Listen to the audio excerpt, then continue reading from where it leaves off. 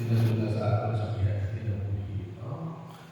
Iya betul kejadian si Alan, si Rose, dan si Anthony. So, kami person ko sa pag-ibig ng mga iyan, sinagawa ko, wala pa siya sa pag-ibig. Anong nangyari kinabuhi? Nagulong siya sa ito seryoso. Ang very makakura ang kabuhin natin sa kalibutan, wala natin o malagyan natin. Kaya kasi malagyan kita sa kalibutan sa nagabatan ng mga niya sa kasuko. Ibigay sa kalibutan sa ating binarang identity niya still very dahil sa 39. Kagayan, sinato na mo pa siya sa tanihan ng mga naman naman kita na especially yung pamilya mo doon. Dahil sa handphone para sa nagkita utod. Pero, ginaan na kita sa pagkatang ihapon sa matahong maglalang sa Diyos. Kay miskan ang kamatayo, matahong ihapon sa pananawan sa Diyos.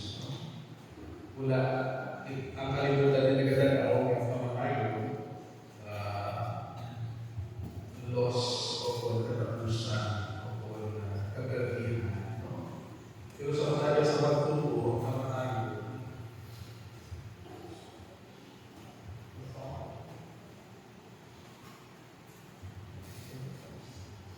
sa mataya sa pagtubo, ang kamatayo,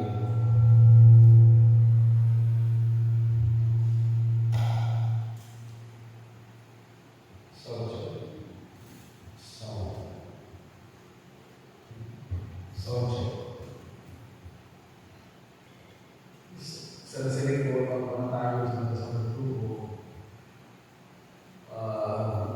grasya na matulog kay sa pamatayo na umpisa bago kabuhi, pagkakabuhi na hindi niya mga pagkakulo. May matahong hapon na ng Diyos o sa kabuhi na ito sa bihagsin. Di wala nang tinatapos ang kabuhi para sa kamatayo. Kabuhi na hindi mga ratyon na umpisa paagi sa siling kamatayo. Pamilya ka, ang misteryo sa mga kabuhi. Kaya, di tanawala patuloy sunod sa plano at sa disenyo sa Diyos. Kung tanawala sunod sa plano at disenyo sa Diyos, kung nayara kita ng pagtuo kapag sabi, wala kita sa dapat na kahanukan at perubahan.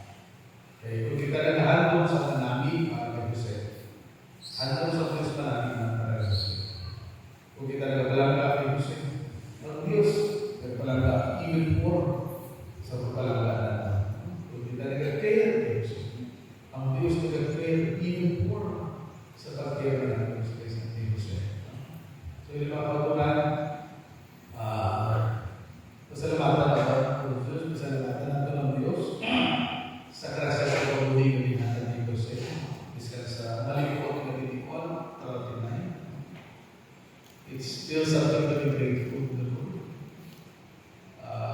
Ang pagbuhi, precious, na dinatan sa Diyos. Grateful kita sa sinang pagbuhi at sa gift of person. Kaya pagkatawag king of person had in many ways nagdala sa kalipay kung nilalihin sa pamilya, nagdala sa inspirasyon, nagdala sa grasya sa iyang pamilya at pariyang pinamamilya. Pagkita na, sige ba rin? Balang na ito, nagkada-isa sa atin. May alam yan sa grasya sa Diyos. Again, we are grateful to God for the life and the other that He was in. He is also instrument no, of God's grace and goodness dira sa EIC Catholic. Dili mga patuloy sa kasunod ko, hindi kita padayon na papagpulwan sa Ginoo mo. No? Kaya kasi sa Ginoo na ko, hindi ko magkatulog na pakabako ko. Isa balay sa katulayan na mga makulot. He assures us that after this life, there is always a life in glory, a life in joy, a life in heaven, a life in God. Tapi sila ko din siya dapat ito kita. Matuod na i-enjoy, kasi sa kalimutan, we live life, we enjoy, we also succeed. Pero hindi sa kalimutan temporary. Pero gina-offer sa Ginoo sa atin sa linya, hindi yan temporary, eternal. Wala sila ng puso. Kaya mo yung pinakapal sa tablo sa iyan sulat si linya. May harap na tuloy na ang nagkakalimtigas ni Maria sa mga. Kaya mo natin makahulan ko na ang pulon, ng pulon, tingok natin ng pagkakuan. That's why ang kapuhin natin sa ligatutan, nagamak yan. Kung paano natin maangkong magkamuhi sa pinag. So si Jesus nagkakapal na I am the way, ako ang talan, ako ang pagkakuan, ako ang pagkamuhi. Wala silang magkakato sa akin kung hindi maaaring sa akin.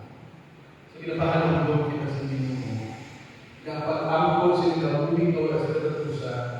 Dapat ang isang kamuhi na nag-aabot sa kay Jesus.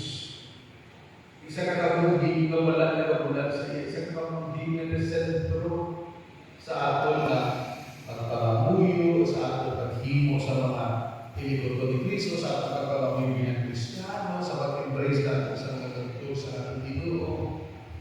It is really to live the life like Christ. Like Christ.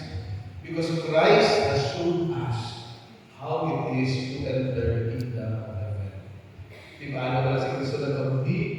Nagkabuhi siya na may katalaka, may pagkatawad, may paghitumpa. Nagkabuhi siya na naghahatag value sa sakripisyo. Nagkabuhi siya na may pagkatampad. Magkabuhi siya na may obedient to the Father. And all. He lived a life of truth. No? Kaya kapaturan, Jesus is giving us this example. In this way, kabay-kabay hindi kita magula sa ilimutan. Nagkabay pa sa ato padayon ng pagpamuhi, hatagan nato tiniwan ang pamamilyo. Hatagan nato tiniwan ang magsimba. Hatagan nato tiniwan ng sumilaan sa Diyos. Kaya through that encounter with Him, dira kita gidalhin how to live life, how to make decisions, how to make choices sa kabuhi natin, and how to live life every single day. Kabay pa, na kabuhi natin, hindi na nito sig na kabuhi. Kabay pa sa kabuhi na namin matahong, malipayo, nagkabuhi na nagkatulog sa Diyos. Amen?